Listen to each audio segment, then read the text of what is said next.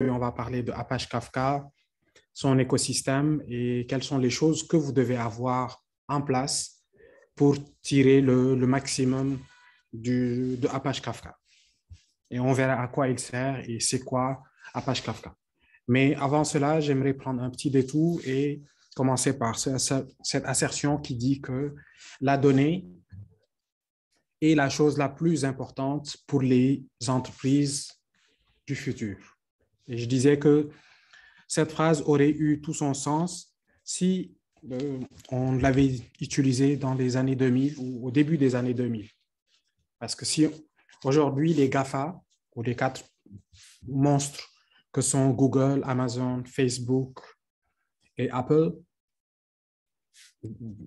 malgré le fait que certains font aussi du matériel, mais si elles sont largement devant, c'est parce qu'elles ont beaucoup, beaucoup de données sur nous. Elles savent qui on est, ce qu'on fait, comment on le fait, les choses qui nous intéressent, les villes qu'on visite, ceux qui voyagent, ceux qui ne voyagent pas, ceux qui s'intéressent à acheter de nouveaux ordi, de nouvelles consoles de jeux. Ils savent à peu près tout sur nous parce qu'ils ont rassemblé le maximum de données sur nous. Donc aujourd'hui, une entreprise qui veut faire la différence, elle doit connaître son marché, elle doit connaître ses clients, elle doit connaître ses prospects. Et cette connaissance, c'est surtout un ensemble d'informations qui sont rassemblées, que ce soit via des formulaires et on vous demande sciemment de donner toutes les infos ou bien en suivant votre comportement ou votre façon d'utiliser les produits, que ce soit du produit matériel ou logiciel. Donc, c'est avec cette assertion que je voulais plus ou moins mettre, ou planter le décor. Et puis maintenant, on peut commencer. Donc aujourd'hui, avant de parler d'Apache Kafka, j'aimerais parler des données et comment les entreprises, sur les 40 dernières années, essayaient de traiter ces données. Donc ce sera la partie style d'intégration et un peu les détails, et après, finir avec Kafka. Donc, on dit que les données sont la richesse principale d'une entreprise. Et le plus souvent, une entreprise n'a pas qu'un seul système, n'a pas qu'une seule application, n'a pas un système composé d'une application et d'une base de données. Très souvent, ou dans 99% des cas, ces entreprises possèdent plusieurs applications. Des applications web, des applications mobiles, des applications système et beaucoup d'autres types d'applications ou de sources d'informations. Toutes ces sources d'informations ont besoin, des fois, les unes des autres, d'échanger des données. Je suis, par exemple, l'application mobile, je récupère un certain trafic, je l'envoie quelque part pour traitement ou pour stockage. L'application web fait pareil. Les vidéosurveillances, les sensors, des objets connectés, une montre connectée, tout ce qu'elle récupère comme info, elle l'envoie quelque part pour traitement. Parce que souvent, les objets n'ont pas toute la capacité matérielle pour faire du process sur place. C'est-à-dire, par exemple, là, si vous avez une Apple Watch ou une montre Samsung ou juste un objet connecté Fitbit, il n'a pas la capacité matérielle à faire tous les types de traitements sur toutes les données qu'il rassemble. Donc, lui, il récupère les données et il les envoie quelque part. Donc, lui, il s'occupe juste de la collecte et il les envoie quelque part pour traitement.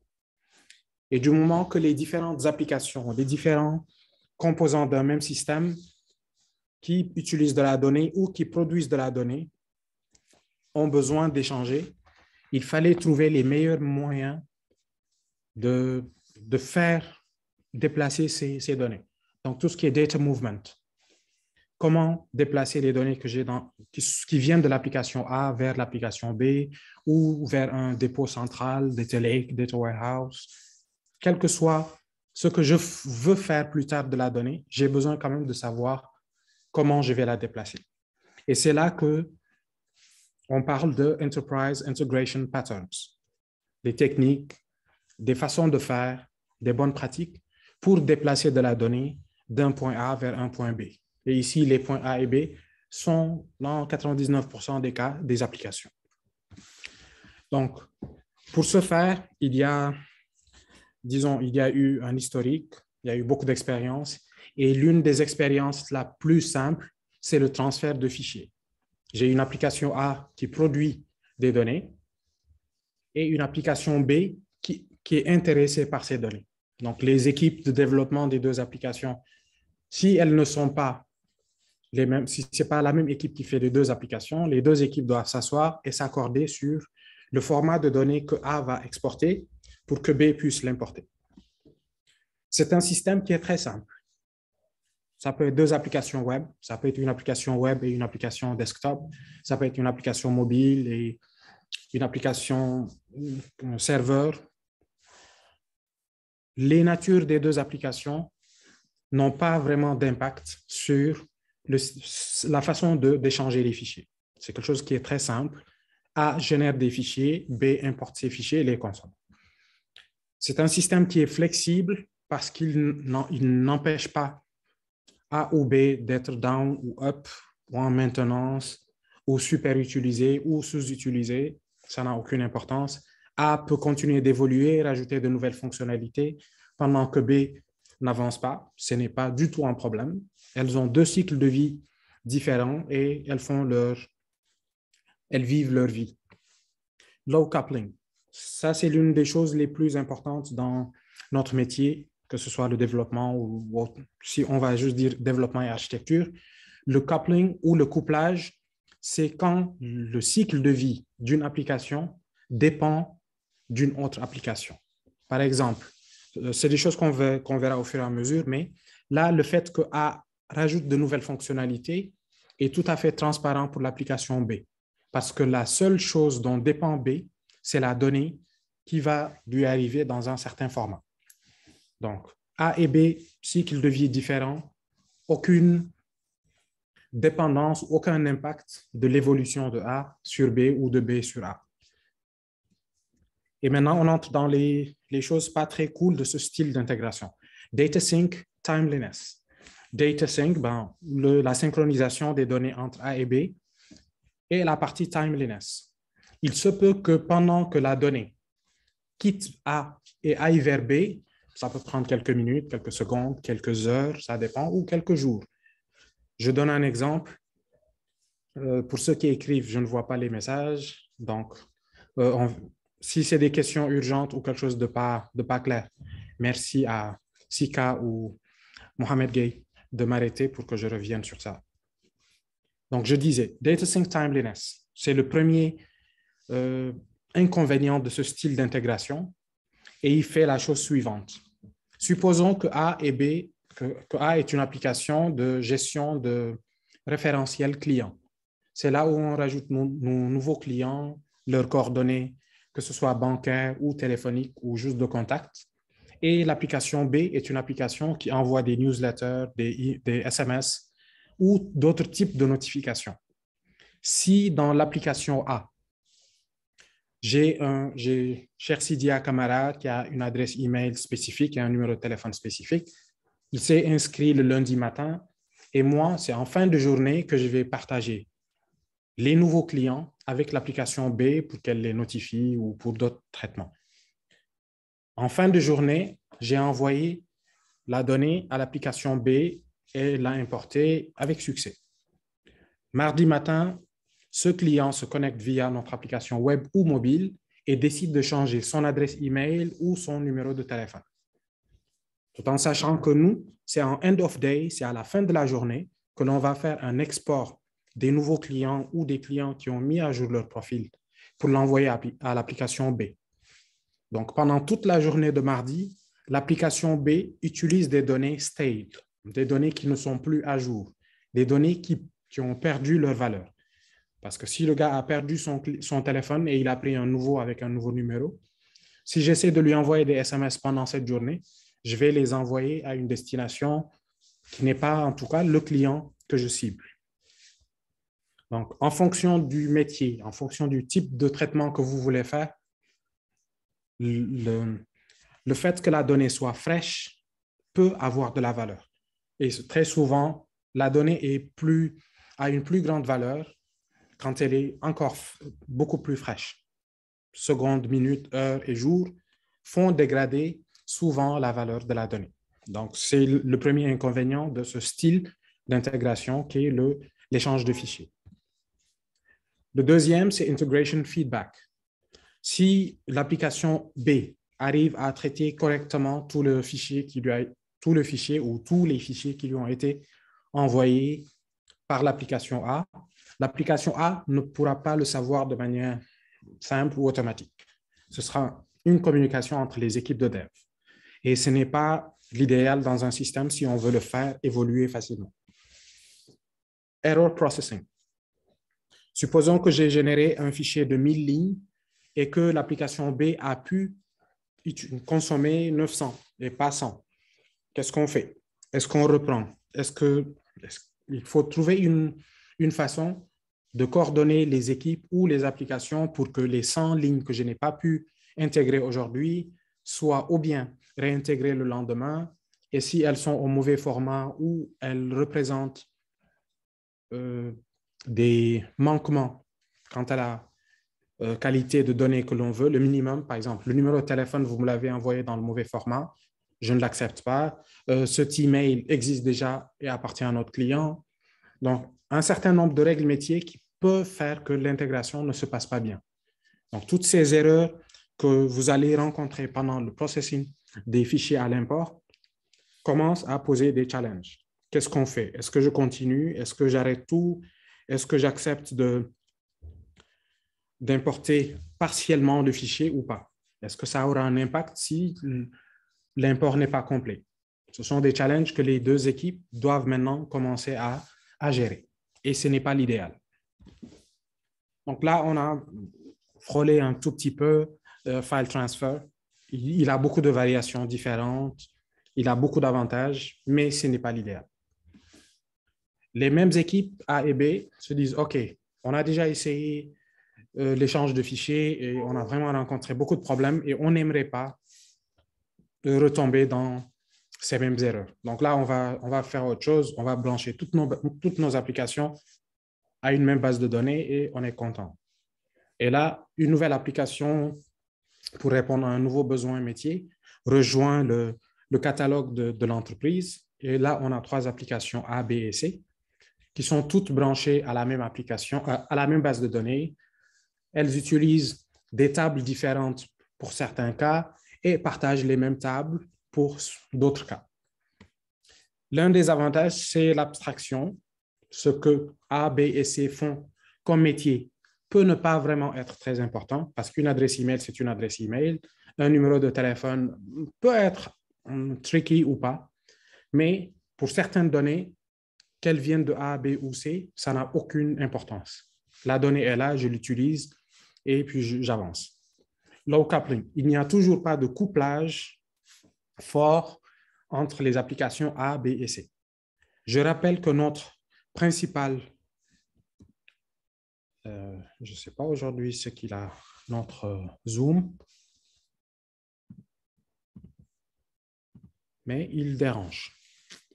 Donc, désolé, je reprends. Donc, je disais que le plus important pour nous, c'est que les applications A, B et C puissent continuer à évoluer, avoir leur cycle de vie tranquillement, sans que, quand je dois développer une fonctionnalité dans l'application A, je dise non, il faut que j'attende que B et C soient prêtes pour qu'on fasse le tout en même temps. Là, je peux avancer, ajouter de nouvelles fonctionnalités, changer des fonctionnalités existantes, avoir plusieurs instances qui tournent, sans que B et C ne soient obligés de suivre le même rythme que moi.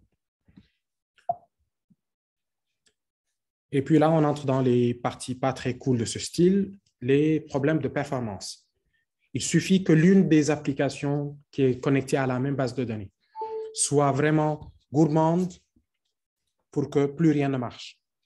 Quand je dis gourmande, par exemple, l'application B, elle a beaucoup trop de trafic et elle utilise beaucoup la table user, alors que A et C, elles sont, disons, elles ne sont pas aussi bien utilisées ou super utilisées par les clients, donc on n'a pas ce problème.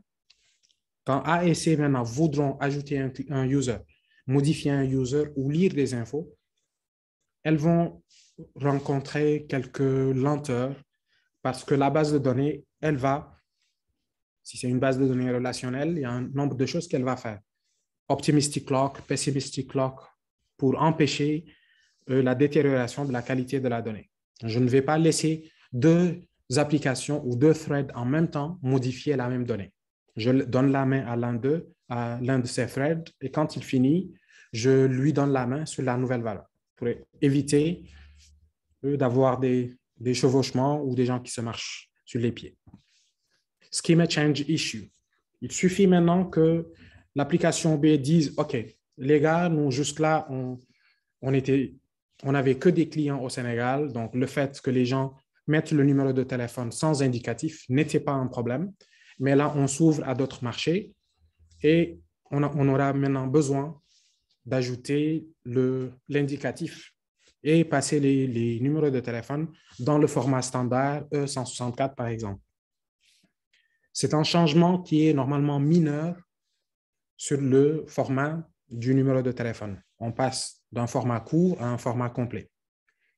Les équipes A et C doivent maintenant s'aligner, disent, OK, vu que nous partageons cette même colonne, il faut que nous aussi, on s'aligne. Parce que si moi, A ou C, je continue d'écrire les numéros de téléphone dans un format autre que celui attendu par B, quand B voudra utiliser ce numéro de téléphone, elle pourrait ne pas fonctionner correctement. Ou bien elle sera obligée d'essayer de compléter l'information ou d'échouer pendant la validation ou quand elle essaie d'envoyer un SMS, ça ne passe pas. Donc, dès que les données commencent à changer ou le schéma des tables commence à changer, toutes les équipes doivent toujours s'asseoir, s'accorder sur les changements à faire, le pourquoi, le comment on va s'aligner. OK, moi, actuellement, je suis sur une fonctionnalité super urgente. Je n'ai pas le temps de faire ce petit changement. Est-ce qu'on peut le postpone à une autre date? Et là, les problèmes commencent. Les changements ou les évolutions deviennent de plus en plus difficiles. Data ownership issue. Ça, c'est le principal problème qui est beaucoup plus grave que le problème de juste le schéma. Aujourd'hui, quand moi, je dois écrire dans la base, je vais écrire le résultat d'un algorithme qui a un sens dans le domaine de mon application. Mon application est une application bancaire. Donc, quand je fais quelque chose, j'ai des règles à respecter et le résultat, c'est ce que je vais stocker en base. Mon métier ou mes règles métiers peuvent ne pas s'appliquer à A et C. Il se peut même que la donnée que moi, je vais mettre dans un format qui me va pose problème aux autres. Quand A ou B ou C doit créer un client, modifier un client ou bloquer un client, cette application ne va appliquer que ses règles métiers à elle. Donc, elle ne tiendra pas compte des règles métiers des autres applications, ce qui est tout à fait normal et qui sera catastrophique parce qu'on aura des données dans la base qui n'ont pas vraiment de sens pour les autres applications qui dépendent de ces données. Donc, c'est un début de catastrophe de partager la même base de données avec d'autres applications. C'est comme la brosse à dents, ça ne se partage pas. Ouais, on t'entend. OK. Donc, là, on a vu 2 sur 4 styles. On avance un peu plus vite. Donc là, le troisième style, c'est RPC ou RPI. Ça consiste juste à, comment dire, à exposer une API, à donner un contrat pour que les gens puissent le consommer de l'autre côté et puis sans souci. Donc, ces API, elles permettent l'encapsulation du domaine et le ownership de la donnée. Donc, je suis le seul à gérer mes données. C'est moi qui sais comment j'insère, comment je modifie. C'est moi qui applique ma règle métier. Même si c'est quelqu'un d'autre qui me demande d'effectuer une opération, il n'y a que moi qui l'a fait. External System Integration, donc il devient plus facile d'intégrer des systèmes autres que ceux développés par l'entreprise elle-même. Vous pouvez acheter des services externes, des API pour envoyer des SMS, pour faire d'autres types de services facilement en tout simplement exposant ou consommant une API. C'est un système ou un style d'intégration qui existe depuis plus de 30 ans, 40 ans même. Et il y a les bons outils, les bonnes pratiques, la bonne documentation. Aujourd'hui, si on veut faire du REST, ben, on ne réfléchit pas, on sait comment le faire. Théoriquement, on sait comment le faire. Si on veut faire du SOAP, okay, c'est un choix, on ne juge personne, mais il y a des outils aussi. Pour faire du gRPC ou Protobuf ou autre chose, il y a toujours les bons outils, la bonne doc et la pratique. Mais le principal problème des API, c'est le tight coupling. C'est-à-dire, aujourd'hui, moi, je consommais une API développée par un système développé par Sika. Sika décide d'ajouter de nouveaux champs, de modifier le contrat de son API, et moi, je me retrouve obligé de faire les changements pour pouvoir suivre. Je suis obligé de m'adapter pour que mon application continue d'utiliser cette API. Donc, OK, c'est vrai, il y a des phases, on passe par des phases de, OK, on a une nouvelle version, on fait deprecation, attention, ce champ ou ce contrat n'est plus valide et il ne sera plus supporté en juin 2022, par exemple. Donc, on te donne souvent le temps de migrer. Mais à chaque migration ou à chaque évolution des systèmes que tu utilises, ben, tu te retrouves obligé de suivre. Async communication, ça devient un truc qu'on ne peut plus faire. Aujourd'hui, quand j'ai besoin de contacter une API, le plus souvent, je dois attendre une réponse. C'est des appels bloquants. Donc, si l'autre système est down ou bien lent, moi aussi, je suis impacté. Broadcast capabilities, ça veut dire si jamais j'ai plusieurs clients qui utilisent mon API et que je veux les notifier d'une même information, je dois faire une boucle et appeler chacun de mes clients. Et si l'un d'eux est absent ou ne répond pas, je dois maintenant décider, est-ce que je fais des retries? Est-ce que j'annule l'info que j'ai déjà envoyée aux autres? Ça devient de plus en plus compliqué à chaque fois que le nombre de clients ou de fournisseurs augmente. Donc, ça devient un enfer quand c'est à moi de notifier les autres. Quand je suis simple client, c'est moins compliqué. Mais quand je suis fournisseur de services et que je dois partager une info à tout le monde, par exemple dans le cas de PubSub, quand quelque chose se passe dans mon système, je notifie tous ceux qui sont intéressés. Si l'un des clients intéressés n'est pas connecté ou que je n'arrive pas à joindre, c'est un cas que je dois commencer à gérer dans mon application, dans ma logique métier, alors que c'était censé être une partie réseau qui ne m'intéresse pas ou qui ne fait pas partie de mon métier. Donc ça, c'était 3 sur 4. Et maintenant, on attaque le dernier style d'intégration qui est le messaging. Et dans le messaging, les applications utilisent un bus, Enterprise Service Bus le plus souvent, ou Message Bus. Vous pouvez l'appeler comme vous voulez pour le moment. C'est un composant logiciel ou matériel, ou les deux, le plus souvent c'est logiciel, que les applications vont utiliser pour échanger les données. Donc, je rappelle que tous les styles d'intégration qu'on a cités jusque-là, leur principale mission, c'était data movement. Comment faire déplacer la donnée d'un point A vers un point B ou comment partager la donnée avec d'autres applications qui sont intéressées. Donc, le message bus ici, il est là pour aider à faire exactement la même chose, c'est-à-dire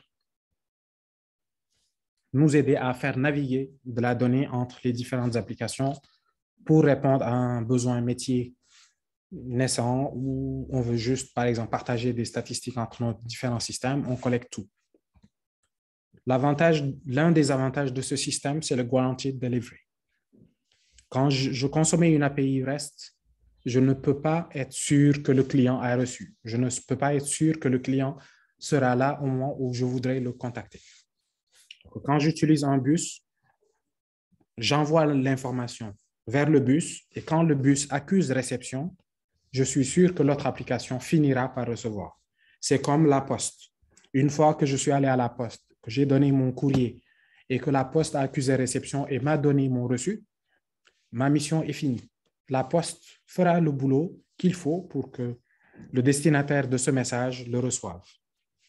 Donc, si plusieurs applications sont intéressées par le message que moi je publie, ben, c'est le boulot du bus de s'assurer que ces applications vont le recevoir, que ce soit dans l'immédiat ou en différé.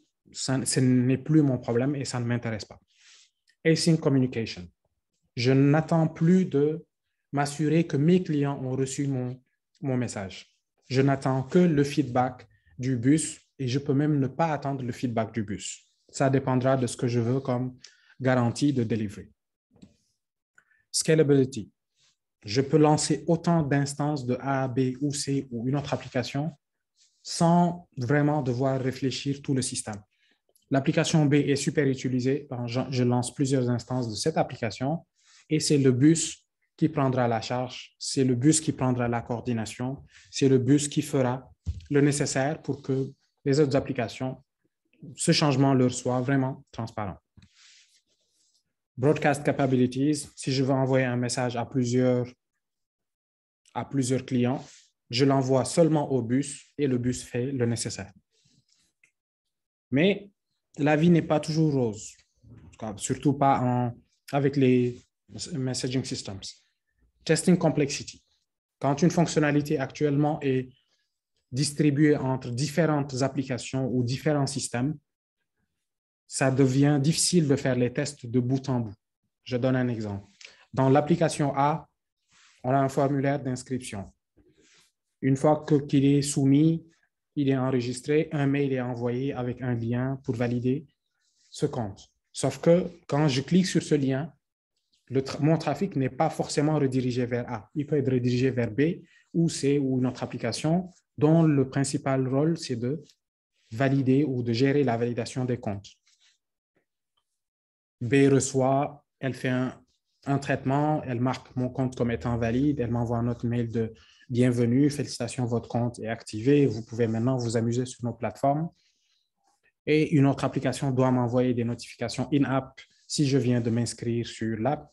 Donc, un bout de fonctionnalité ici, qui est la création de compte, peut être divisé en plusieurs services. Et il faut maintenant que chaque service fasse une partie du boulot pour qu'on atteigne le 100%.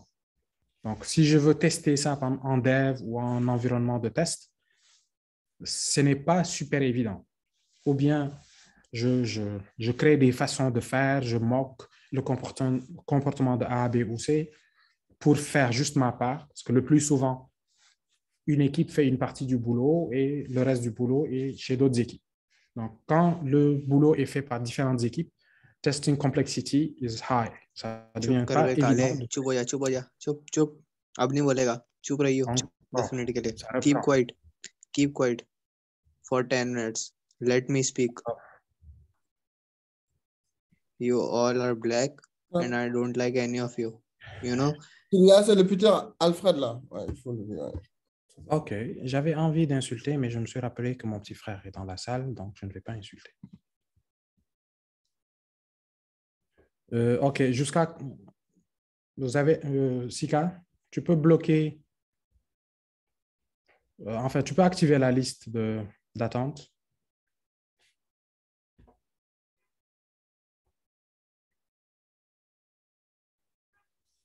Je ne sais pas si Sika est là, mais il faut vraiment activer cette liste d'attente parce que ça commence à m'énerver.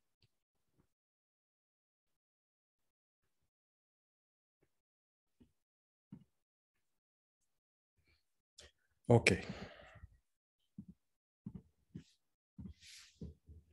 Donc, je disais que tester une fonctionnalité quand on utilise du messaging est très compliqué. L'implémentation devient encore plus compliquée parce que moi, je fais une partie de la fonctionnalité et d'autres équipes doivent faire d'autres parties où je dois dépendre d'un état. Par exemple, mon traitement n'est déclenché que quand le user atteint tel ou tel autre statut.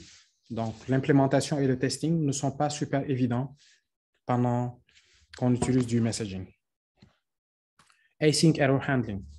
Là, c'est vraiment là où le bas blesse. C'est la partie la plus tricky quand on a des systèmes distribués, c'est quand une erreur se passe dans le process. Quand elle arrive au tout début du process, il n'y a aucun problème. Les autres ne sont pas impactés. Mais si elle arrive en milieu ou en fin de process, il faut maintenant le gérer. Il faut décider, est-ce qu'on fait un rollback? Est-ce qu'on fait des retries?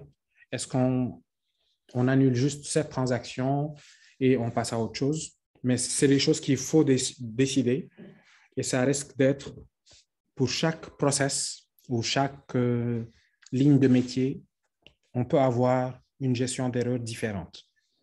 Et ce n'est pas évident quand le système est distribué. Donc là, on a frôlé rapidement les styles d'intégration qui existent et on va zoomer sur la partie qui nous intéresse, c'est le messaging. Donc le plus souvent, quand on finit de lister les 4 styles, on choisit l'un d'eux ou une combinaison. Moi, je préfère le messaging tant que c'est possible. Ma principale recommandation, c'est toujours choisir le messaging quand vous faites des systèmes distribués. C'est difficile au début, mais ça facilite la vie plus tard. Donc, les messaging, on a 2 types, PubSub et Queue. PubSub comme Kafka, Queuing comme RabbitMQ, ActiveMQ, enfin tout ce qui est 0MQ presque. C'est à peu près la même chose pour le PubSub, Kafka, Apache Pulsar et d'autres. Et voici comment ça marche en gros quand on fait du PubSub.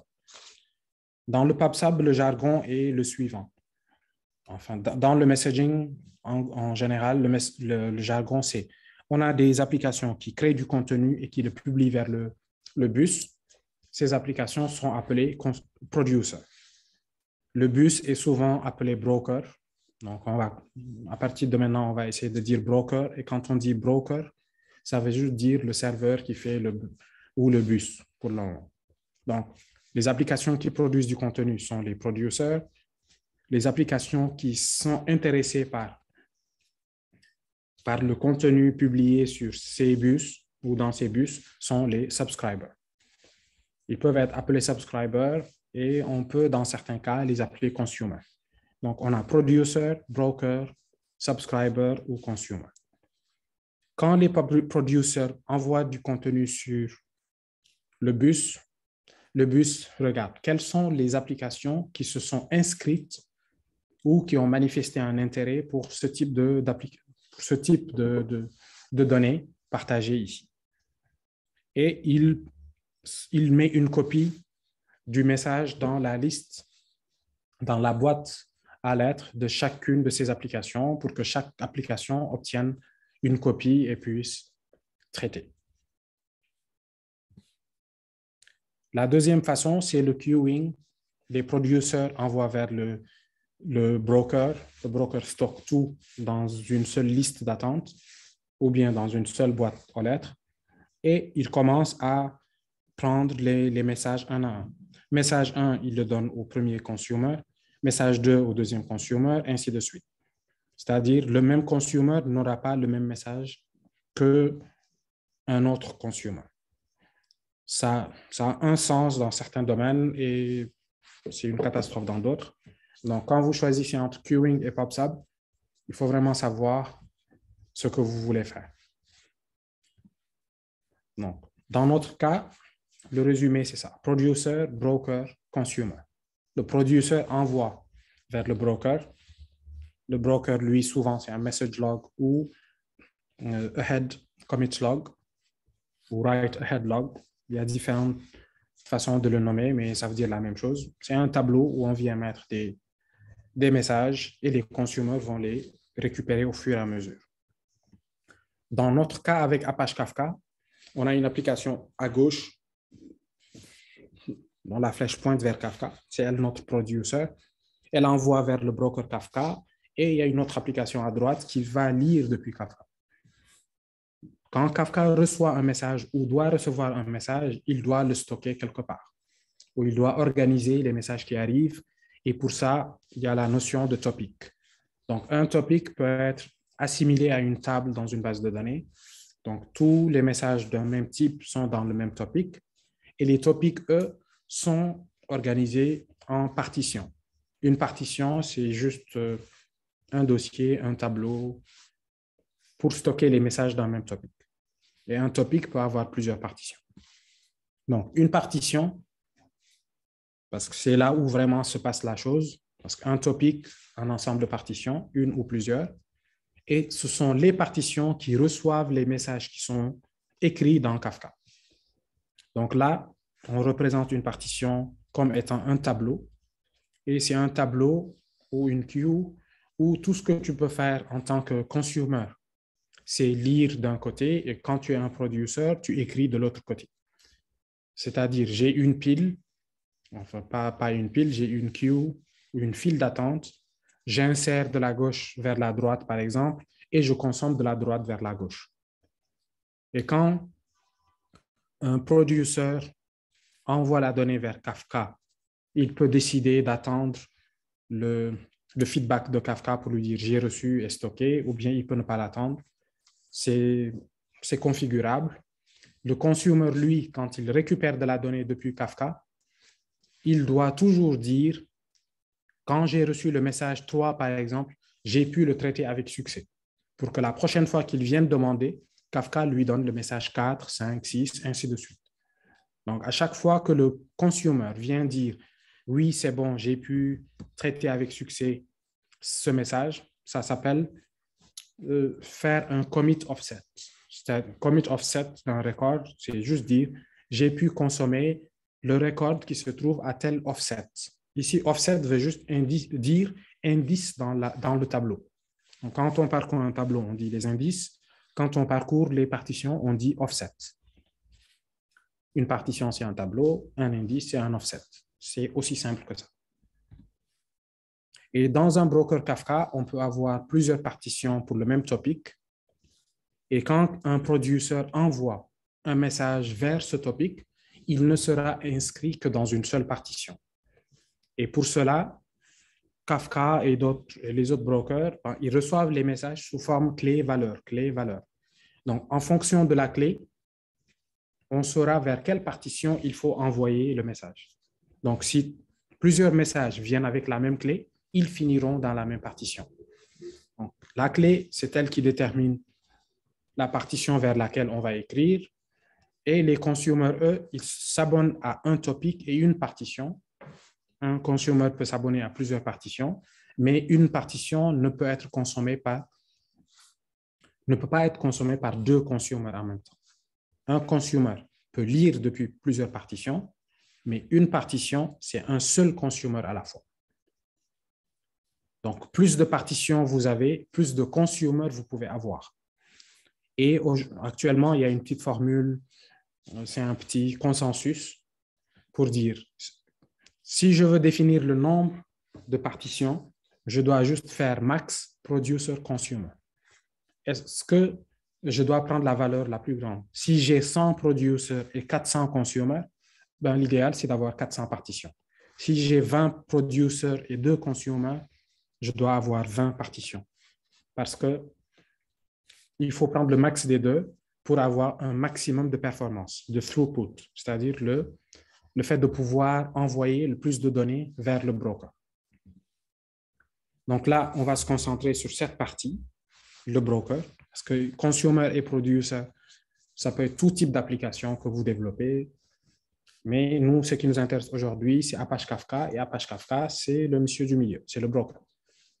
Donc, au-dessus du broker, dans l'environnement Kafka ou dans l'écosystème Kafka, nous avons une librairie, framework, vous pouvez l'appeler comme vous voulez, qui s'appelle Kafka Streams. Les streams ou le stream processing en général est utilisé pour faire de la détection de fraude, l'enrichissement de données, de messages, machine learning et beaucoup de choses. Je donne un exemple. Depuis votre application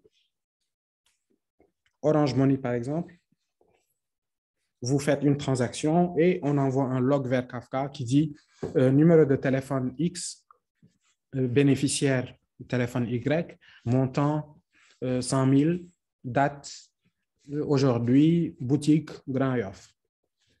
Cet événement, ces 4 champs ou ces 4-5 champs arrivent dans le broker, on les donne à Kafka Streams. Kafka Streams va lire depuis une table qui dit OK, ce numéro de téléphone qui a émis, il appartient à qui? Maintenant, on enrichit, on rajoute le nom du client, ainsi de suite. Depuis quand il est là, il a fait combien de transferts jusque-là. S'il y a des points de fidélité à calculer, on les calcule. Et le résultat, je le remets encore dans Kafka pour qu'une autre application utilise maintenant la version finale de ce message qui est enrichi. Donc, le stream processing est utilisé pour détection de fraude, analyse de données en live, faire du machine learning, enrichissement. Il y a franchement beaucoup de choses qui peuvent être faites dans la catégorie Streams, que ce soit Kafka Streams ou d'autres frameworks comme Flink, comme Spark ou autres. Donc, il y a pléthore de possibilités, mais Kafka Streams, lui, il est développé par les gens qui ont développé Kafka. Vous n'avez pas besoin de le déployer en cluster. C'est une application Java/Scala comme celle que vous avez l'habitude d'écrire. Donc, les applications Kafka Streams, elles lisent depuis le broker Kafka et le résultat, elles le remettent dans le broker Kafka. Au-dessus de Kafka Streams, il y a un autre framework qui s'appelle KSQLDB.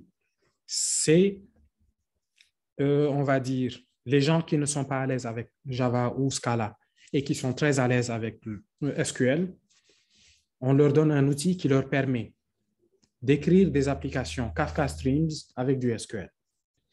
Donc, eux, ils utilisent le SQL qu'ils connaissent, le ANSI SQL ou le Calcite. Et avec ça, ils peuvent consommer les données qui sont dans le broker sous forme de table ou sous forme de streams. Et puis vient un composant qui est super important, Schema Registry. Aujourd'hui, si je veux m'assurer que l'application A qui m'envoie des données va m'envoyer des données qui sont valides, il faut que je lui impose une structure, une façon de m'envoyer les messages. OK, moi, je veux un JSON où il y a le champ client ID, il y a le phone number, il y a email address, il y a tel et tel champ, et qui sont dans tel et tel format. Parce que si jamais je reçois un message qui n'est pas dans le bon format, il peut casser mon traitement dans Kafka Streams, il peut faire planter mon application KSQL, il peut faire planter les applications qui vont consommer ce message. Si elles attendent un JSON, on leur envoie en XML. Nos amis Javateur, ils vont tout simplement te lever une exception. OK, Go aussi fera pareil. Donc, le plus souvent, les langages statiques compilés, ils vont crasher. Les amis comme Python, Ruby, Perl et autres, eux, ils peuvent gérer. Il n'y aura pas de traitement, mais au moins l'application ne va pas crasher, on va avancer, même si je sais que pour les autres, l'application peut ne pas crasher. Mais on va recevoir un événement dans un format qui ne nous plaît pas ou qui n'est pas dans le format qu'on attend. Et il faut maintenant décider ce qu'on en fait. Est-ce qu'on l'envoie vers ce qu'on appelle une dead letter queue, ça veut dire un topic, où on envoie tous les messages qui ne sont pas au bon format pour que quelqu'un d'autre vienne savoir c'est quoi les messages qu'on a reçus, pourquoi on les a reçus et pourquoi ils ne sont pas au bon format. Donc, pour cela, on a un registry, Schema Registry. Schema Registry, comme son nom l'indique, c'est un schéma. J'y stocke le schéma de mes messages. Je dis, OK, moi, quand je veux publier un user, un objet user vers Kafka, voici les champs et les types de données que je vais envoyer. Ça peut être du JSON, du Avro ou du protobuf. Donc, JSON, c'est le JSON que vous connaissez. Avro, c'est un format binaire de données. Apache Thrift, développé par Facebook, c'est aussi un truc binaire. Ce sont des formats binaires, Avro, Thrift et protobuf. L'objectif, c'est d'envoyer la plus petite quantité de données via le réseau pour consommer le moins la bande passante et pour faire beaucoup d'autres choses. Donc, moi, application producer, avant d'envoyer mon message vers le broker, je contacte le schéma Schema Registry pour voir est-ce que le message que je vais envoyer est considéré comme étant valide. Si oui, OK, cool, je l'envoie vers le broker et je sais que je ne pose pas de problème. Mais si jamais le schéma a changé ou que je ne l'ai pas respecté comme il faut, l'exception, je vais l'avoir côté producer. C'est-à-dire, avant même qu'on aille plus loin, on me dit désolé, ce que vous avez fait n'est pas bon, il faut revoir. Une fois que c'est bon, quand le message arrive chez notre consumer, le consumer lui dit OK, j'ai reçu un payload de Kafka, je vais demander au Schema Registry, donne-moi le schéma qui correspond à ce message. Comme ça, je saurai le désérialiser, je sais à quel champ je vais devoir faire affaire, quels sont leurs types, ainsi de suite. Donc, pour le moment, ce qui nous intéresse, c'est la partie du milieu. C'est le broker. Et on sait que sur le broker, je peux avoir un Stream Processing Framework ou Library qui est dans l'écosystème Kafka, Kafka Streams, qui n'est rien d'autre que consumer, producer, plus quelques petites logiques. J'ai un composant KSQL qui me permet d'interagir avec Kafka et Kafka Streams en utilisant le langage SQL que beaucoup de gens connaissent bien. Et j'ai un composant qui me permet de m'assurer que les messages qui vont venir dans Kafka suivent le bon format et ils ne vont pas causer des problèmes de traitement aux autres. Les messages qui ne sont pas au bon format sont souvent appelés poison pill ou un comprimé empoisonné. C'est-à-dire un comprimé qui vient et puis hop, on tombe malade. Parce que ce n'est pas vraiment un médicament, c'est un poison. C'est comme un message qui vient alors qu'il ne devrait pas venir qui ne devrait pas être là parce qu'il n'est pas au bon format. Okay. Donc, ces 4 composants, on peut dire que c'est le strict minimum si vous voulez vraiment vous amuser avec Kafka.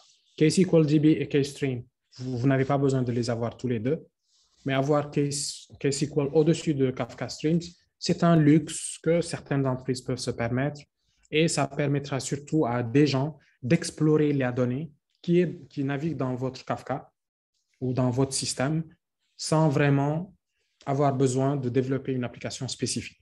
Les équipes BI, les data analysts, tu leur donnes une console SQL, ils sont contents. Voici le schéma, voici les tables qui existent, voici les données qui circulent. Selon vous, qu'est-ce qu'on peut en sortir comme info? Et l'idéal, c'est que les infos qui sont là sont des données fraîches. Ce n'est pas les données de la veille, ce n'est pas des données qu'ils doivent attendre. Ils ne doivent pas attendre un export des différentes bases pour les amener ici. Non, ils ont une seule base, on va dire, et ils ont tout dedans. Il y a d'autres composants. Oui. Il y a une question pour toi. Pourrait-on utiliser Kafka comme ETL du coup? Kafka plus Kafka, enfin oui et non. La partie ETL, Extract, Transform, Load, il y a un autre composant Kafka qui est spécialisé dans cette histoire. Il s'appelle Kafka Connect. Le composant Kafka Connect, c'est lui qui permet vraiment de faire le extract and load. Et la partie transform, on peut faire du Simple Message Transform, SMT, dans Kafka Connect. Je n'ai pas voulu mettre Kafka Connect ici parce que ce n'est pas tout le monde qui en a besoin, mais oui, on peut utiliser Kafka Connect pour faire du ETL ou du ELT. Alors, actuellement, en plus de ETL, il y a ELT, Extract Load, et transforme seulement à la consommation. Ce que font des outils comme Apache Pinot ou Apache Druid, ils peuvent facilement faire du ELT ou ETL si on veut. Mais oui, avec Kafka Connect, on peut faire du ETL. Il y a d'autres questions? Kamou?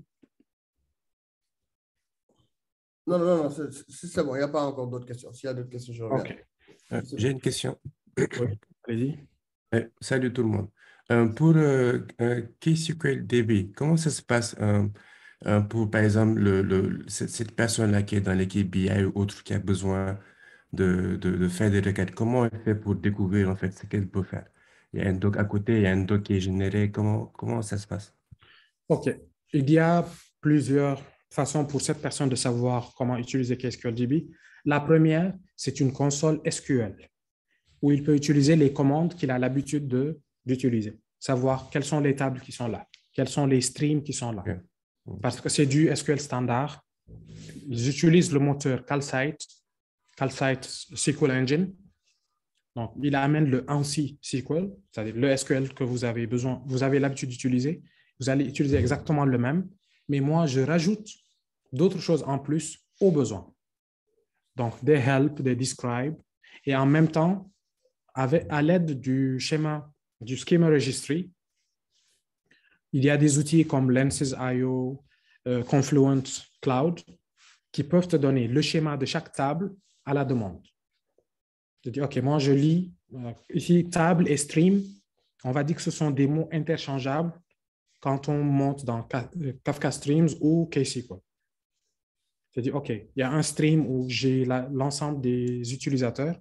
Je peux considérer ce stream comme étant une table, ou je peux créer une table dont les données viennent, dont le contenu vient d'un stream. Donc, quand je fais select étoile from users, j'ai la liste des users qui viennent de cette table. La différence entre le select étoile from users que je fais dans KSQL et celui que je fais dans MySQL, par exemple, dans MySQL, si j'ai 100 utilisateurs, il va me dire, OK, j'ai retourné 100 rows et les voilà. Dans KSQL, il va m'afficher les 100 rows qu'il a trouvés et il reste en attente. Si jamais une nouvelle ligne, si jamais un nouveau message est envoyé dans le stream users, je l'ai tout de suite. Eux, ils appellent ça continuous queries. Donc, on peut avoir une console UI, on peut avoir une console CLI pour s'amuser avec KSQL. Et l'avantage, c'est que c'est du read-only.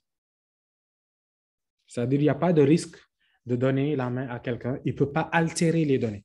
Il peut créer de nouvelles tables, de nouveaux streams, mais il ne peut pas modifier les données qui sont déjà là. Donc, en fonction de ce qu'on veut, oui, on peut lui donner une console où il a la doc et il sait quel type de données sont déjà là ou quelles sont les applications qui produisent les données qui sont déjà là.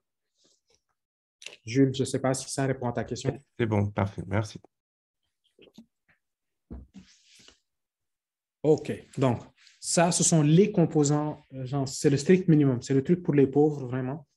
J'ai le broker, j'ai mon schema registry, je peux avoir Kafka Streams et KSQLDB si je veux, mais avoir le registry, c'est un must-have.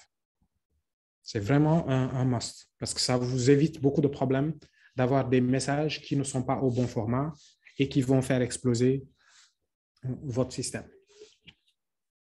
Il y a d'autres composants, REST Proxy, qui me permet d'exposer une API REST connectée à votre broker. Donc, vous pouvez avoir la liste des topics, la liste des messages qui sont dans les topics, lire un message, publier un message.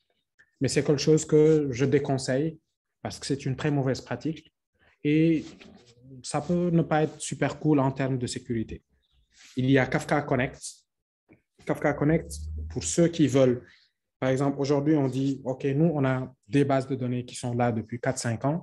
Les données qui sont dedans, ben, qu'est-ce qu'on en fait? On veut les mettre dans Kafka pour que nos applications Kafka Streams, KSQL puissent les utiliser et que même les nouvelles applications qu'on développe qui lisent depuis Kafka puissent les utiliser. Donc, c'est là que Kafka Connect entre en jeu. Tu te dis, OK, moi, je peux facilement me brancher à ces bases de données. Tu me dis, OK, lis la table client, produit, tel et tel. Et la table client, son contenu, tu l'envoies vers le stream client, produit, tu l'envoies vers produit, ainsi de suite. Et lui, il fait le nécessaire. Il prend tout ce qui arrive, tout ce qu'il y a dans votre base et il se charge de l'emmener, de l'envoyer vers Kafka sans impacter ou sans beaucoup impacter votre base de données de départ. Et on peut aussi le mettre de l'autre côté de Kafka, dire je lis depuis Kafka et j'écris dans différentes bases de données. Je peux avoir différents schémas. OK, j'ai une base Postgres, j'ai une base Mongo, je veux les alimenter. Et là, c'est quand on veut faire des extracts ou des déplacements en masse de données. En plus de Kafka Connect, il y a un projet qui s'appelle Debezium. Je vais vous montrer tout à l'heure un peu à quoi il ressemble. Et lui aussi, il fait la même chose que Kafka Connect parce que c'est juste un connecteur.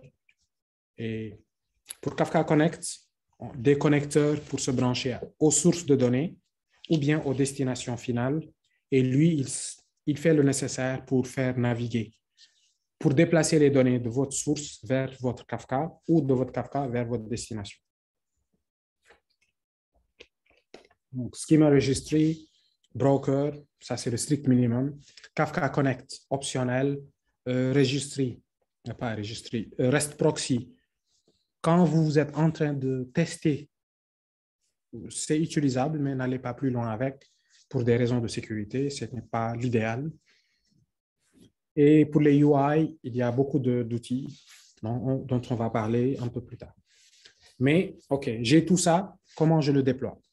Ben, j'ai différentes solutions. Ou bien je décide de le déployer chez moi. Et ça veut dire que je dois avoir de la compétence interne qui sait comment marche Kafka, qui sait que Kafka dépend de Zookeeper, parce que Zookeeper est utilisé comme metadata store. Il faut pouvoir gérer plusieurs instances de Kafka, plusieurs instances de Zookeeper sur des machines différentes, idéalement, pour sécuriser l'accès à Kafka. Parce que par défaut, Kafka, il n'a pas de souci. Tu dis, tout celui qui veut lire, écrire, il est le bienvenu. Mais si on veut s'assurer que telle application ne peut lire ou écrire que dans tel et tel topic, on passe dans la partie Kafka ACL ou Access Control List. Et pour pouvoir utiliser Kafka ACL, on doit donner des identités à chaque broker et des identités à chaque client, qu'il soit producer ou consumer, et pour générer ces identités. Ou bien on génère des certificats TLS, ou bien on fait un truc un peu plus sérieux, on va utiliser du Kerberos. Et quand on dit Kerberos, ça veut dire qu'il faut savoir de quoi on parle. Sinon, allez sur le cloud, prenez un truc pas cher, à partir de $1 500 par mois, et puis amusez-vous. Donc là, enfin, dans mes bench et autres, j'ai essayé de ne garder que, je voulais garder uniquement top 3, mais c'était difficile d'éliminer quelqu'un, donc j'ai pris les 5 meilleurs. Le meilleur, c'est Confluent Cloud. Pourquoi? Parce que Confluent a été créé par les gens qui ont créé Kafka. Personne ne connaît Kafka mieux que ceux qui ont créé Kafka. Donc, Confluent Cloud, si vous avez les moyens, c'est l'option 1. Si vous n'avez pas les moyens de payer Confluent Cloud, ou si vous avez d'autres contraintes qui font que vous êtes déjà chez Amazon ou bien vous êtes sur Azure, vous pouvez dire, OK, on va utiliser les outils proposés par le cloud provider qui nous gère déjà. Et là, Azure a HD Insight qui est très bon, qui est très complet, et c'est à peu près $3 500 par mois.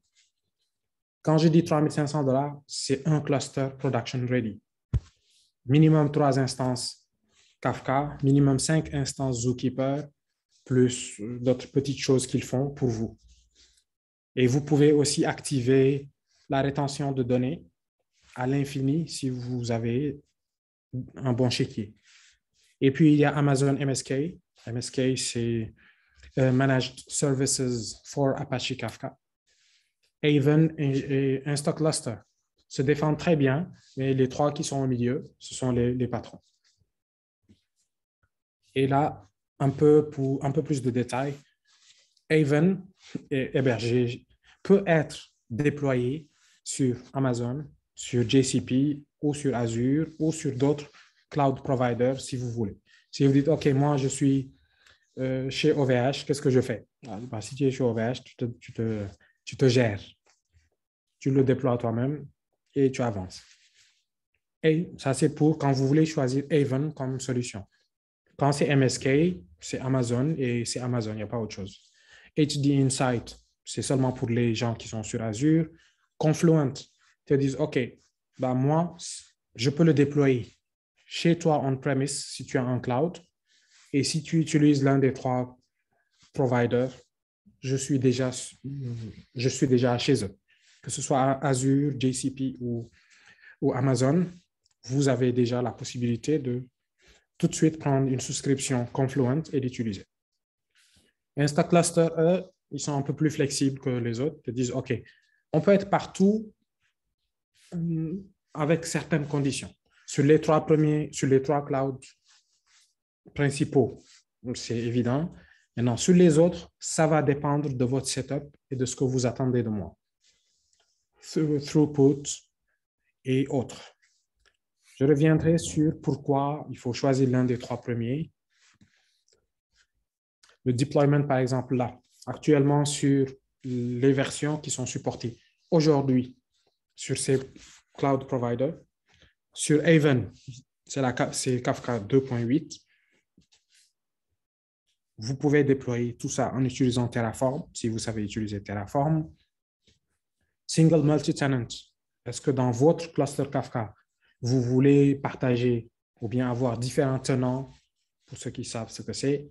Sinon, ceux qui ne savent pas ce que ça veut dire multi-tenant, c'est comme dire avoir les données de plusieurs clients sur le même cluster, mais ils sont séparés de manière logique.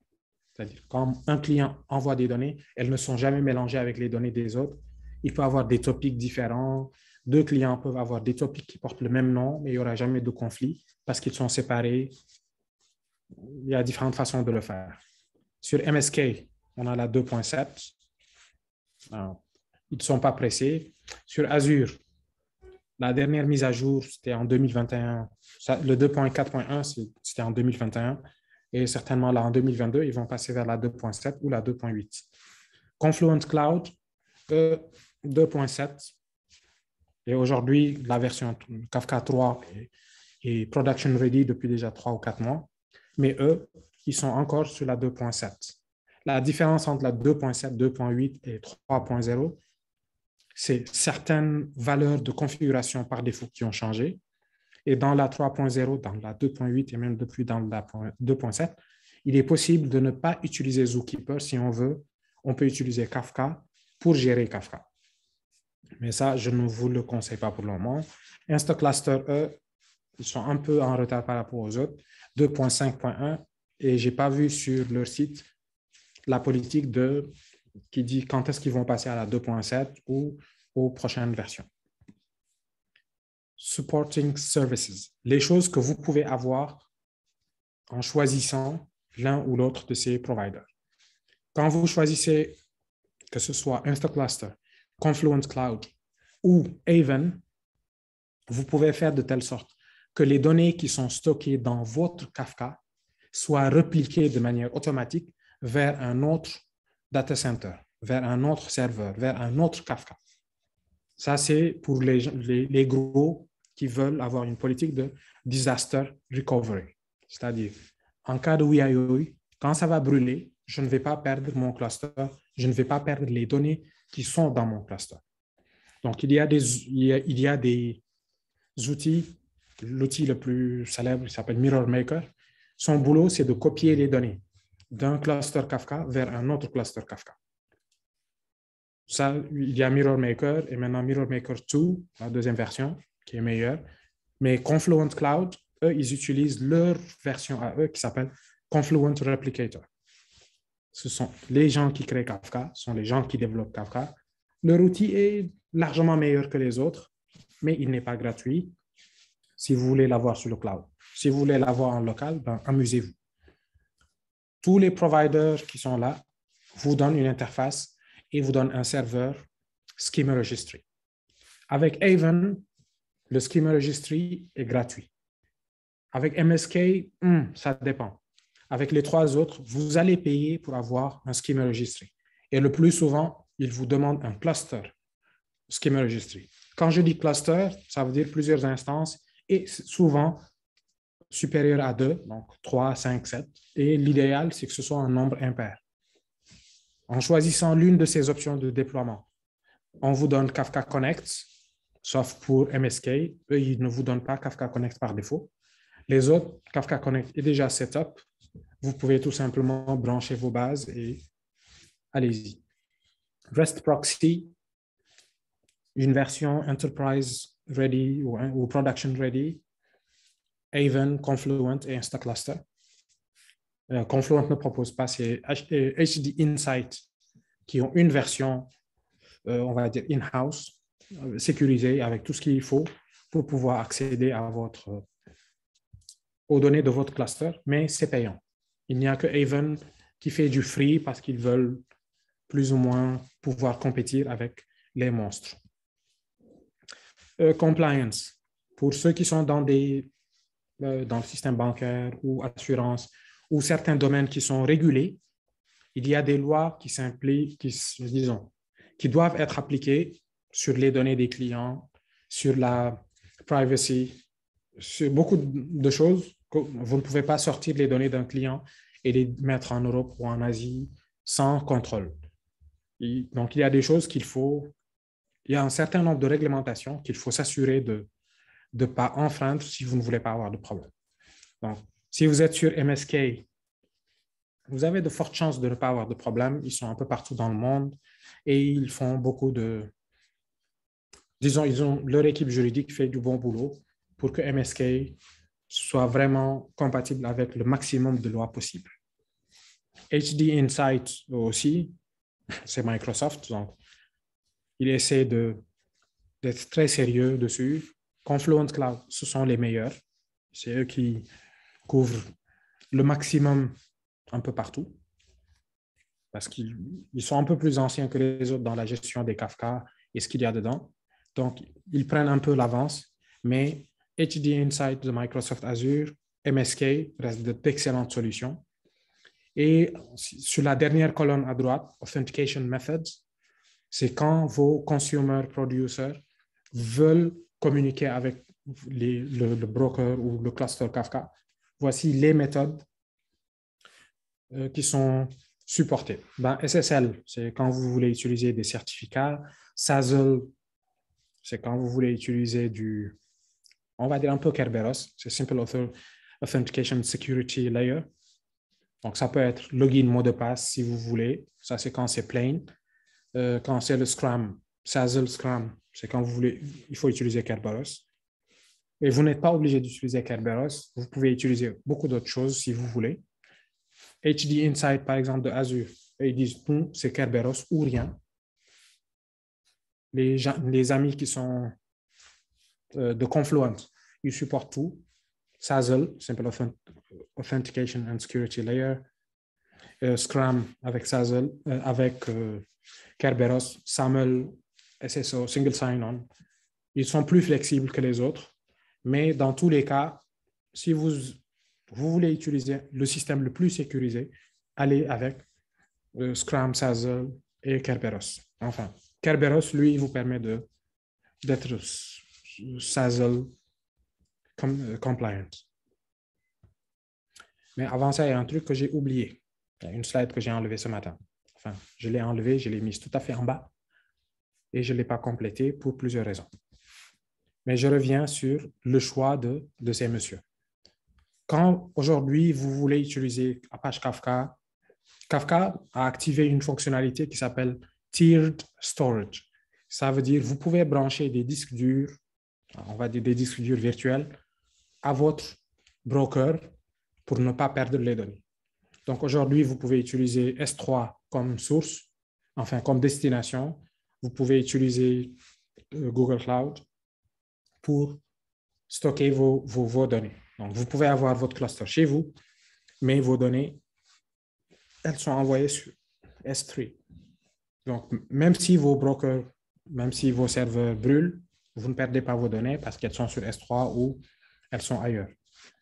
On attend encore que Azure fasse le nécessaire pour s'aligner. Sinon, vous allez devoir le gérer vous-même et il vous donne l'interface à implémenter pour que vous soyez compatible. Donc, pour ceux qui utilisent Hadoop, vous ne pouvez malheureusement pas profiter de ça. Donc, c'était tout pour moi.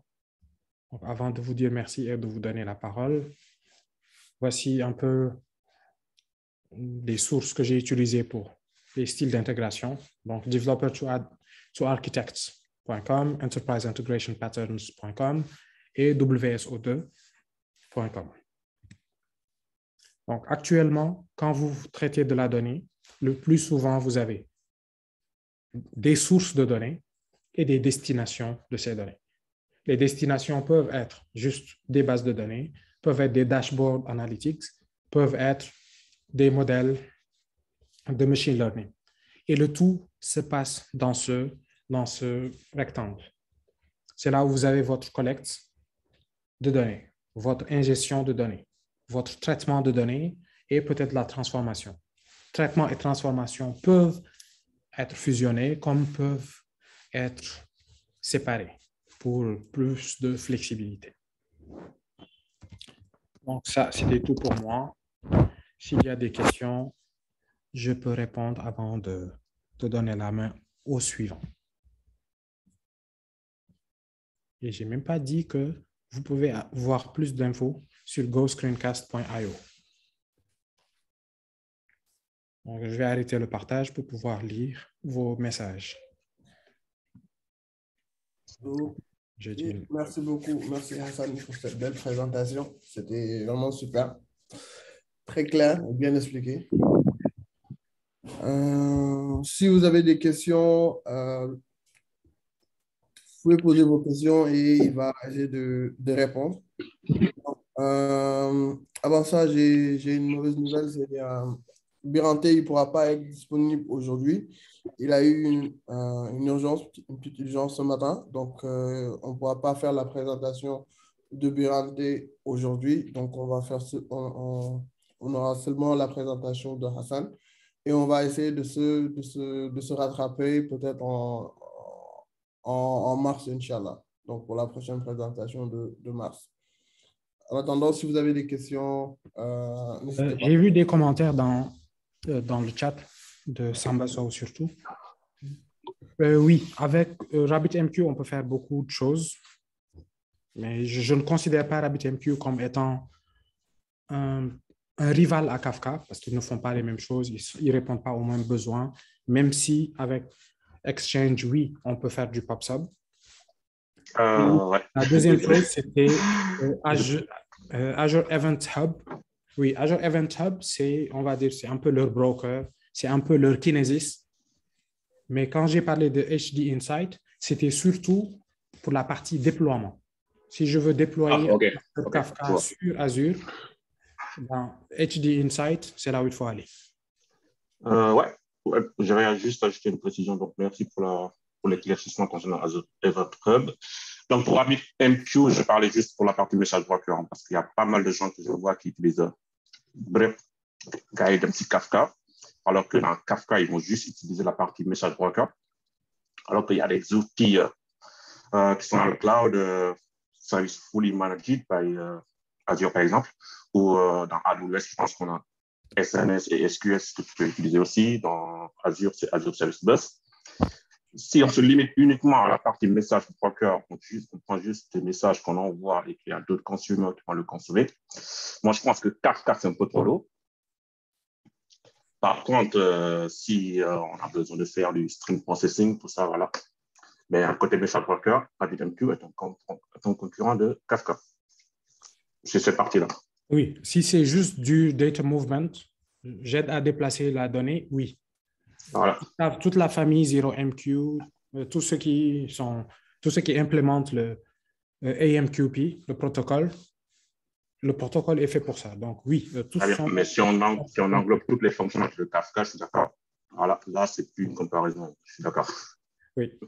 Enfin, je ne voulais pas entrer dans beaucoup de détails parce que la dernière fois que j'avais parlé de Kafka, beaucoup de gens n'avaient malheureusement pas ce besoin en entreprise d'être confrontés à des brokers, de faire des architectures distribuées qui vont demander du stream processing, de la transformation et autres.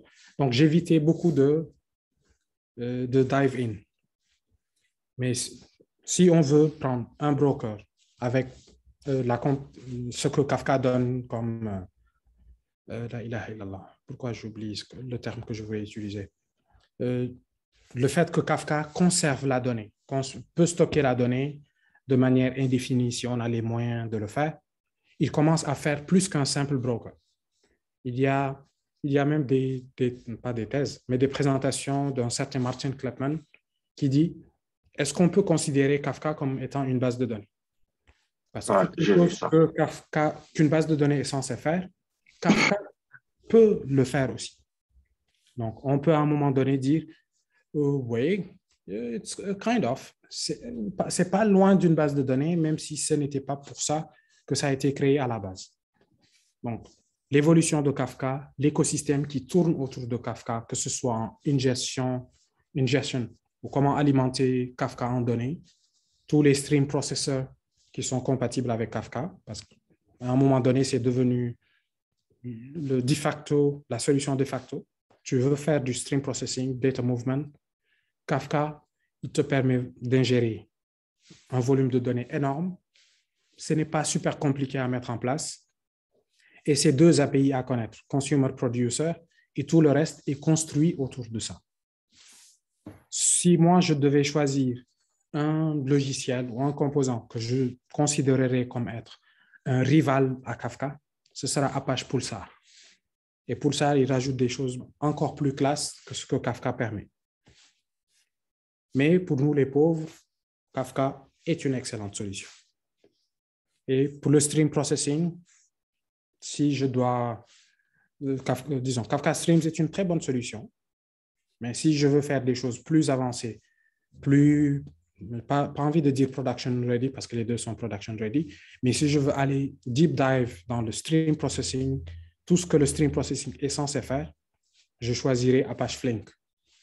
Quelque chose que je n'ai pas dit ici, j'ai dit peut-être dans une formation que j'animais il y a quelque temps, que Kafka Streams, c'est plus du SEP, Event Stream Processing. J'ai les messages un à un, je les enrichis, je fais des traitements, alors qu'avec Flink, je peux faire du complex Event Processing, où je peux détecter des patterns. OK, je vois que Sambaso a fait 3 appels différents à Mohamed Gay, mais Mohamed Gay n'a décroché aucun de ces appels. Le fait que j'ai 3 tentatives d'appel ou 3 appels qui n'ont pas été décrochés, ça peut avoir un sens dans mon métier et je peux le déclencher. Faire la même chose avec Kafka Streams ou Spark est très compliqué. Alors qu'avec Flink, c'est super trivial. Mais pour les défendre, il y a quelqu'un d'autre qui défend des RabbitMQ. Il est où? Cher Sidi Akamara. Je n'ai pas entendu ta voix. Lui aussi, c'est son serigne, c'est RabbitMQ. Donc, il va se sentir attaqué. Donc, vu que malheureusement, il n'y aura pas la deuxième présentation, et une question, qui ici a déjà utilisé Kafka, que ce soit juste pour s'amuser ou en entreprise, ou il pense que Kafka pourrait être une solution au problème qu'il rencontre actuellement?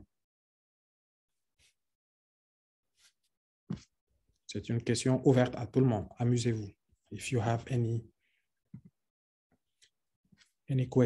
questions, n'hésitez pas.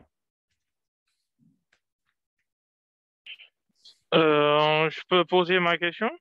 Oui, bien sûr. Bonjour à tout le monde. En tout cas, merci, Master Hassan. Moi, je voudrais plutôt des informations ou convaincre mes responsables d'adopter Kafka.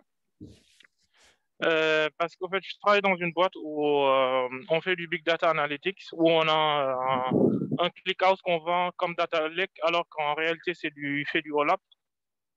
Et on a ce qu'on appelle comment on appelle ça? Des data pusher qui push de la donnée, bon, qui peut ouvrir à peu près 64 connexions et qui push de la donnée, qui les ingère dans ClickHouse. Mais le problème qu'on a, c'est que notre backend, on a une API d'ingestion, il n'arrive pas à suivre le rythme de nos streams. Et des fois, on a des problèmes avec Zoo qui part, qui pète dans tous les sens. Et l'idée, c'était qu'on les convainque d'aller sur du Kafka, mais vu qu'ils ont déjà une mauvaise expérience sur ça, la réponse est non, quoi. Et du coup, je voudrais savoir, avec l'expérience que tu as sur du Kafka, quels sont les avantages que ça peut présenter ou les avantages qui permettent quand même de pousser sur du Kafka, quoi. OK, merci pour la question, Ansou. Samba, tu as une idée de réponse? Moi, j'ai mes idées, parce que j'ai le même problème en entreprise. C'était très facile pour moi d'insérer Kafka dans la stack, parce que c'est moi qui décidais. Et quand on a commencé à avoir des problèmes avec Kafka, la réaction première des managers, c'est « ce truc est compliqué, on ne sait pas le gérer, est-ce qu'il ne faudrait pas l'enlever ?»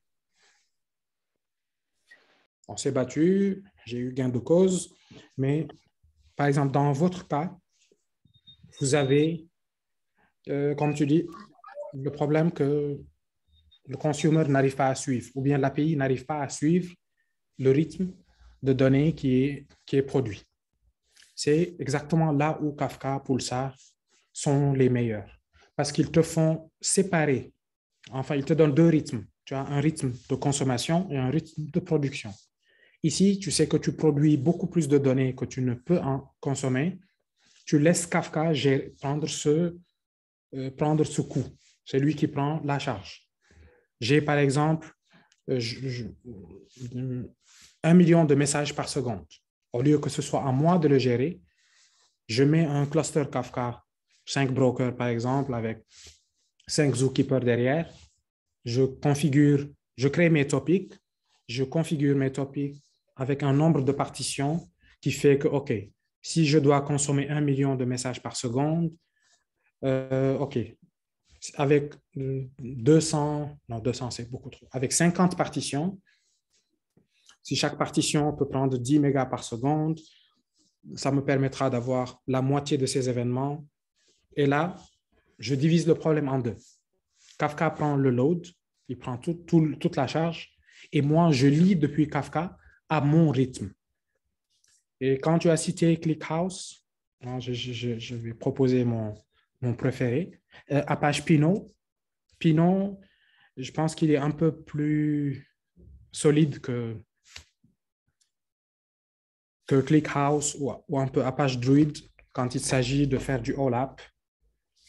Avant d'aller plus loin, le reste du peuple, vous connaissez un peu Pinot, ClickHouse, Druid? Non, pas bon. Non, je connais pas.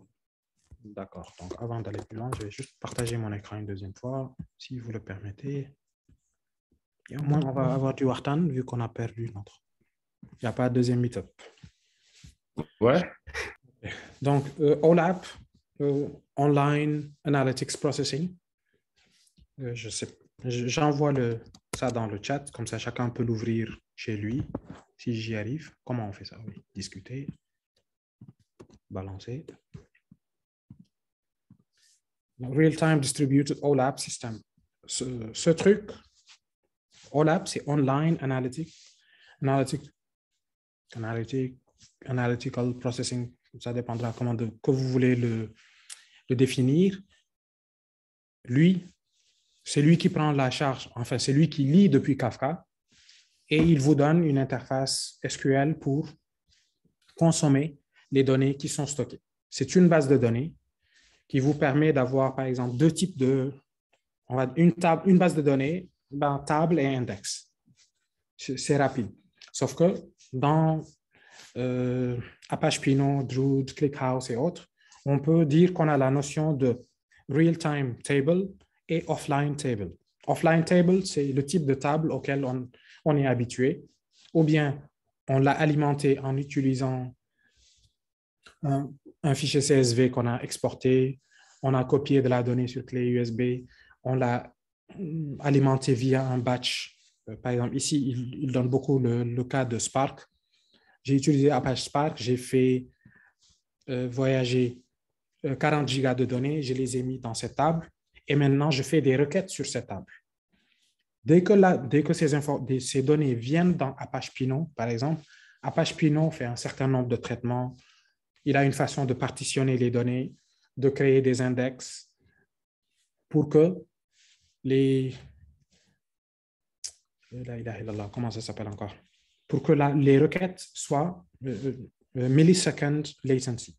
C'est-à-dire, les requêtes les plus complexes chez vous, c'est quelques millisecondes. Par exemple, là, j'étais en train de... C'est un sujet qui m'intéresse. Si Geospatial. OK, avant d'aller plus loin, Apache Pinot a été créé par LinkedIn, ceux qui ont créé Kafka. Donc, eux, ils ont de vrais problèmes.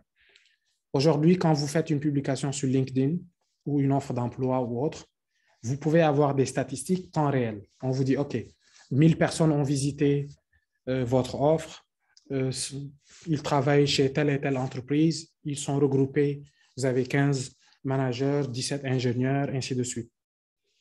Pour faire toutes ces requêtes, tous ces grouping of data, il faut lire depuis une base de données. Donc, eux, ils lisent depuis Apache Pinot. Ils mettent tout dans une table et ils permettent aux gens de lire cette table. Donc, tout à l'heure, je lisais un article écrit par... Je vais le partager sur le tweet où je vais demander à ceux qui gèrent le compte Twitter de DRB de le publier. Il donnait un exemple. On a une table qui fait 400 gigas.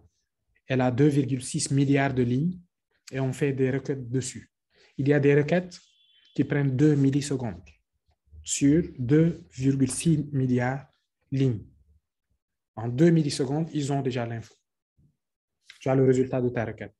ClickHouse, Druid, ce sont des concurrents à Apache Pinot. ClickHouse, je pense qu'il est russe chez Yandex. Apache Druid et Pinot, eux, ils sont nés chez de grosses entreprises et après, ils sont devenus des projets Apache. Yeah. Il y a quelqu'un qui est en train de vendre son produit ici. Oui, SAP, c'est pour les riches. On n'a pas l'argent.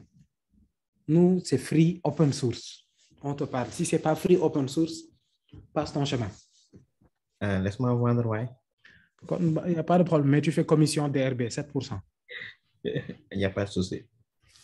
Oui, SAP, c'est pour ceux qui ont de l'argent. Druid, ClickHouse, Pinot, c'est pour ceux qui veulent, mais qui n'ont pas forcément les moyens de faire ce genre de choses, ou bien d'acheter des licences pour payer. Mais ce sont des options. Donc, moi, je ne sais pas si Ansou nous entend toujours, lui qui se plaint de sa connexion. Mais aujourd'hui, si une entreprise veut, ou bien si une équipe veut essayer de convaincre le management que Kafka est une bonne solution, il faut juste leur sortir des chiffres. Actuellement, nous avons tant de tables, tant de lignes. Nous faisons naviguer tant de données, le volume de données que l'on fait transiter via le système, que ce soit par heure ou par jour, et leur dire actuellement, là où je travaille, on a un problème de ce genre, de comment faire naviguer des données qui venaient avant sous format de fichiers, mais on pouvait avoir des millions de fichiers par minute. Si tu produis des millions de fichiers par minute et tu dois les ingérer dans un autre système, ce n'est pas gagné d'avance. Alors que là, Apache Kafka peut prendre toute cette charge sur lui. Quand ça arrive jusqu'à Kafka, moi, je consomme à mon rythme. Donc, le rythme de consommation et le rythme de production sont séparés et c'est Kafka qui est au milieu. C'est lui qui prend le coup de fouet et toi, de l'autre côté, tu consommes à ton rythme. Et si tu veux consommer plus vite, plus en parallèle, tu t'assures d'avoir autant de partitions que d'instances de consommation que tu veux. Maintenant, si tu as, par exemple, 100 instances qui sont toutes en train de lire depuis Apache Kafka et qui doivent stocker ces données dans une table ou dans une base de données, là, tu n'as fait que déplacer le problème. Parce que ce n'est pas toutes les bases qui facilement pourraient supporter toute cette charge. En fonction de ce que vous voulez faire, vous pouvez par exemple utiliser Kafka Streams ou Flink pour que si je reçois par exemple des millions de lignes et que je n'ai besoin de stocker que le résultat final de ces traitements, que j'enregistre très peu de données. Par exemple, si je dis aujourd'hui, nous avons une solution de transfert d'argent, elle a 10 millions d'utilisateurs au quotidien. Il y a des ventes, il y a des marchands qui l'utilisent pour acheter et vendre. Et moi, je veux avoir un dashboard qui affiche ces données.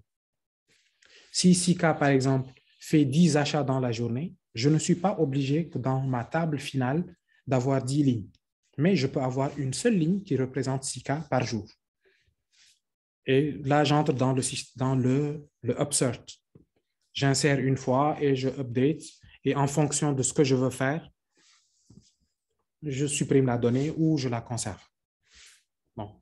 Les données produites ne sont pas forcément les mêmes qui sont stockées à la fin. Mais ça dépend de vous et de ce que vous voulez faire. Donc, en dessous, lui, on le voit. Et si je le vois toujours connecté, mais je ne sais pas s'il nous entend. Donc, s'il y a d'autres questions ou des sujets de proposition pour le prochain meetup, n'hésitez pas. Sinon, c'était tout pour moi.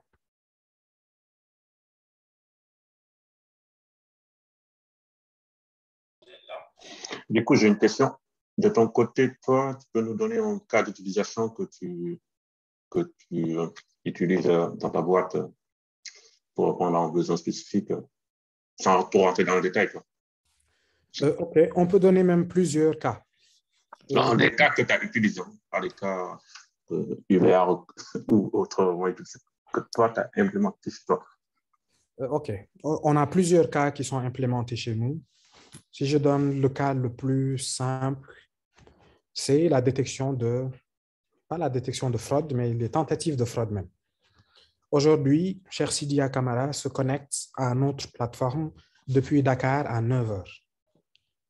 Il fait des opérations. Tout ce qu'il fait est enregistré. Activity Stream, tout est stocké dans des tables et ça va aussi dans des topics Kafka.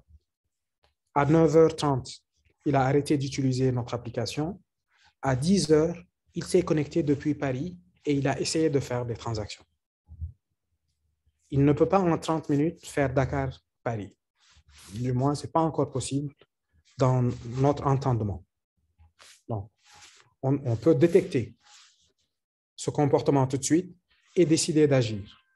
Autre chose, on peut dire, OK, quand il s'est connecté depuis Dakar et quand il s'est connecté 30 minutes plus tard depuis Paris, est-ce qu'il a utilisé le même device? Si c'était depuis son téléphone, est-ce qu'il a utilisé le même téléphone?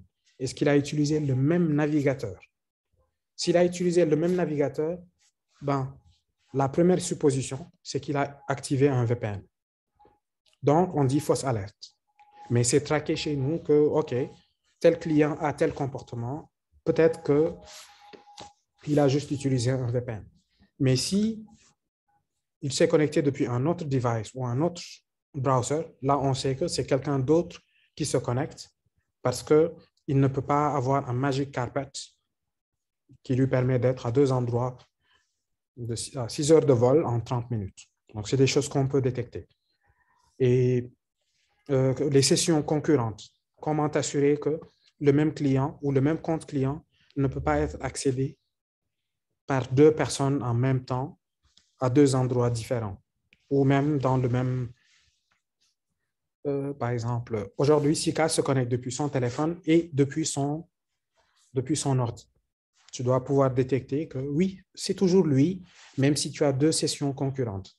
Ce n'est pas le même device ID, ce n'est pas le même device type et la distance entre les deux est raisonnable. Et si, par exemple, c'est un mobile, est-ce que c'est un mobile connu? Est-ce que c'est un mobile qu'on ne connaît pas? Il y a beaucoup de cas de ce genre. Et un autre qui est un peu moins simple, Samba est un client de telle structure et il a un abonnement mensuel qui lui permet de suivre 5 films par mois gratuitement. Le 6e film, on va le lui louer à 500 francs. Le 7e film à 700. À partir du 10e film, il va payer 1000 francs par film. C'est un cas où on a besoin de traquer son activité sur une période, sur un mois ou sur une semaine, ou sur une période qu'on va appeler sur un cycle de facturation. Lui, en une semaine, il a droit à 5 films. S'il va au-delà, il doit payer. Donc, pour traquer tout ça en temps réel, pour ne pas attendre la fin du mois et faire des batchs, on peut calculer tout ça en temps réel et on utilise Kafka pour ça.